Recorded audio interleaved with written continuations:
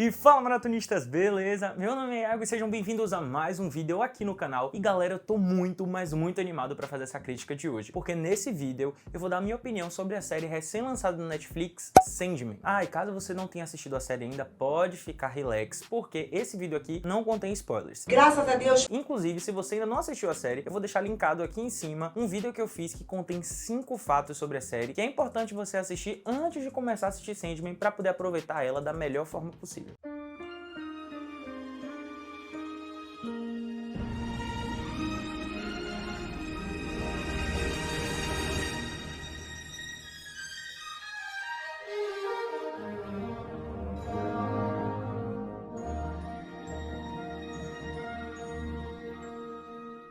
Em Sandman, a gente vê um mago que tenta fazer um ritual para poder invocar a morte e conseguir barganhar com ela o retorno de seu filho falecido e que ela também dê a esse mago a vida eterna. Entretanto, dá algum BO lá nesse ritual e ao invés de ele invocar a morte, ele acaba invocando Morfeu, ou para os íntimos, Sonho. E eu percebi que deu errado, que ele acabou trazendo Sonho ao invés da morte, ele fica com medo do que Morfeu pode fazer, então ele acaba aprisionando esse ser durante 100 anos, galera, 100 anos. E aí quase depois de um século, Sonho consegue fugir, e aí ele precisa recuperar os 3 itens que o mago roubou dele quando o aprisionou, porque sem esses 3 itens, Sonho ele não tem força o suficiente para poder conseguir restaurar o universo dos sonhos, que acabou sofrendo danos terríveis por conta da ausência do Deus do Sono. E claro que durante essa jornada, Sonho vai fazer alguns aliados para conseguir recuperar o seu reino e restaurar os seus poderes. E galera, com a sinopse dessa, eu chego e me arrepio, porque é uma história com tanto potencial, mas tanto potencial que não tem como ficar empolgado quando a gente ouve essa sinopse. Mas aí vem aquela pergunta capciosa: será que a Netflix ela conseguiu agradar ou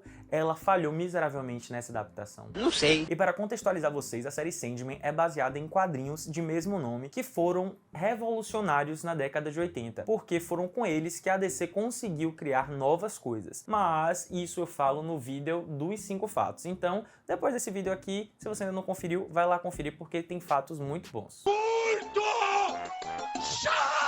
E a obra é escrita pelo incrível Neil Gaiman, que consegue trazer uma história cheia de fantasia, cheia de debates filosóficos, cheia de coisas diferentes, inclusive mensagens sobre o bem e o mal, sobre a realidade e o sonho e principalmente sobre a natureza humana. Dito isso, o roteiro, galera, é muito, mas muito bem construído, porque ele consegue fazer algo que eu particularmente acho muito difícil. Ele consegue abrir arcos e só concluir 2 episódios depois. E acredite se quiser, essa estratégia, a história não se perde no meio dela, porque aquilo que é contado entre o início e a continuidade do arco é muito importante e prende muito a sua atenção. E essa estratégia ela é muito interessante porque a gente, com o caminhar da série, a gente vai percebendo que, na verdade, essas histórias que estão no meio, elas precisam ser contadas para que a gente consiga entender aquilo que foi aberto lá atrás. E além da trama que Gaiman criou ser extremamente envolvente, tanto os elementos de fantasia quanto os elementos de realidade, eles te prendem. Então, quando a gente vai mais para o quesito da realidade, a gente não sente tanta falta da fantasia, porque esse momento da realidade é tão importante, tão significativo quanto o momento da fantasia. E com reviravoltas eletrizantes e diálogos super impactantes, a série ela consegue trazer aquele ar gótico que é muito fiel aos quadrinhos, mas que de alguma forma acaba trazendo a sua própria identidade, o que eu achei isso muito bacana. E é claro, galera, que um roteiro ele não se sustenta sozinho, e aí por isso a gente parte para o próximo tópico, que são as atuações. Eu já adianto pra vocês que eu achei todas as atuações muito boas, inclusive as atuações descartáveis. O que seriam essas atuações descartáveis? Sabe aqueles personagens que aparecem na história e que a gente sabe que eles vão morrer? A gente sabe que eles estão ali, mas que vai dar algum BO e aí eles vão morrer. Normalmente esses personagens nas séries e nos filmes, os atores que fazem esses personagens, eles não são atores tão bons, ou eles não dão uma atuação tão incrível, porque aqueles personagens eles não têm tanta relevância assim pro roteiro, porque na verdade eles vão ser descartados. Só que nessa série, até os personagens descartáveis, eles são muito bem feitos e as atuações são muito boas. Legal, bem louco. E um exemplo disso que eu tô falando pra vocês é um episódio que se passa no restaurante. Não vou falar mais pra não dar spoiler, mas nesse episódio do restaurante a gente vê que esses personagens eles têm uma complexidade, mesmo que eles não façam parte do núcleo base da série. E como eu tô falando de atuação, eu não posso deixar de falar desses 3 atores, porque eles simplesmente roubaram a cena. O primeiro ator que eu vou falar é Tom Sturridge, que dá vida ao nosso protagonista Sonho. Cara, a atuação dele é tão boa, mas tão boa, boa que nos episódios que Sonho não aparece tanto, a gente sente falta, a gente fica querendo ver mais esse personagem. Tudo bem que existe o lado de Gaiman, que fez uma história incrível, mas ele conseguiu dar vida àquele personagem dos quadrinhos. E a gente fica ansioso pra poder ver ele, a gente fica ansioso pra poder ver aquela atuação, porque ela é muito, mas muito boa. E ele consegue passar toda aquela melancolia, toda aquela tristeza, seja pelo olhar, seja pela forma como ele fala. Tudo isso que ele faz só faz com que a construção do personagem Sonho seja ainda mais complexa e ainda mais incrível. E assim, ele ainda consegue fazer a proeza de que em momentos em que a cena dele é curta, em que os takes dele são curtos, ele consegue passar a mensagem, às vezes sem falar nada. E isso, galera, a gente consegue perceber em segundos que ele aparece na cena. E eu ouso dizer que a escolha de Tom como o protagonista dessa série foi um tiro certeiro que a produção deu, que inclusive elevou o nível dessa série. E agora vamos falar de um dos personagens mais incríveis da série, que é Lucifer, que foi interpretado pela incrível, deusa maravilhosa Gwendoline Christie. Galera, que mulher é essa? Que atuação perfeita, impecável. Ela parece que nasceu para poder interpretar o Lucifer feito por Gaiman, porque ela é de um sarcasmo,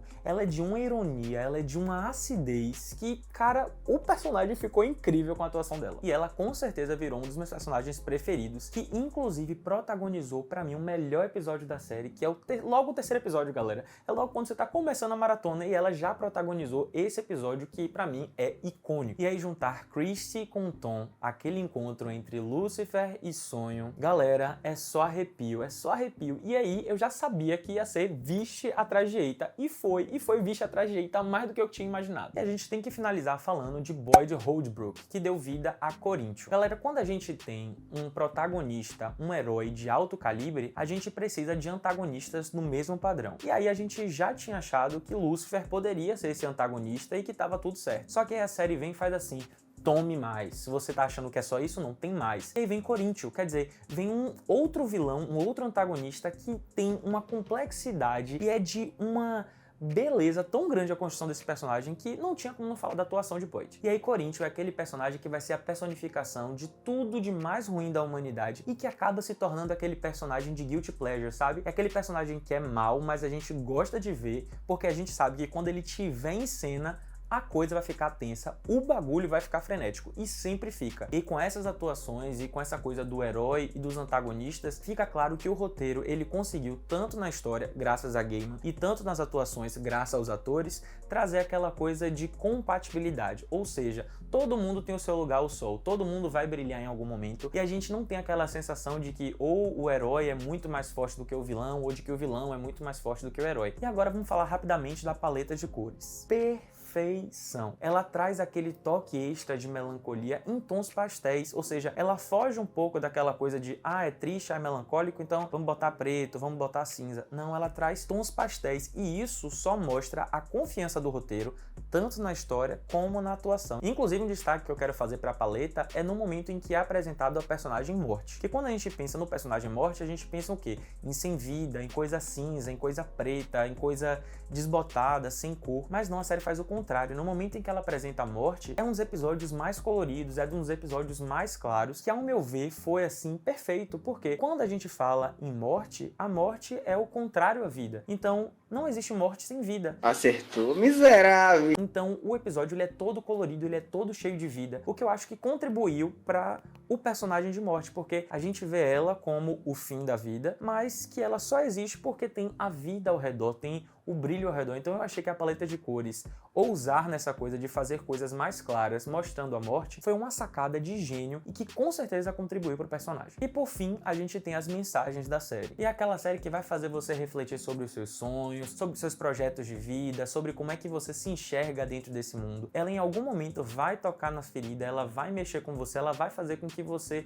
saia um pouquinho da sua zona de conforto e reflita sobre algumas coisas que são importantes. E para poder não dizer que eu não tenho nenhuma crítica à série, eu tenho duas. A primeira é que em 2 episódios em particular, eu achei que eles foram um pouco arrastados em determinados arcos. Eles pegaram um determinado arco e esticaram muito, enquanto que um outro arco eles deixaram mais curto no episódio. Então eu achei que em alguns momentos a história trabalhou demais uma coisa, sendo que ela deveria trabalhar outra. E a outra coisa que me incomodou foi a ingenuidade de Sonho. Porque assim, o cara ele existe desde os primórdios do tempo, galera. Ele é uma pessoa que acompanha a sociedade, ele acompanhou a humanidade. Então ele sabe o lado bom e o lado ruim do ser humano. Mas ele acaba acaba sendo ingênuo em muitos momentos, sendo que ele tá com toda aquela raiva de já ter sido preso durante 100 anos por seres humanos. Que aí pra mim ficou parecendo que era uma saída fácil do roteiro para justificar determinados acontecimentos. Dito isso, a série Sandman ela precisa ser assistida, não porque ela tem uma história muito boa ou porque as atuações são incríveis, mas porque ela tem mensagens muito importantes. Por isso eu e Iago dou 4.75 almofadinhas, porque a série tem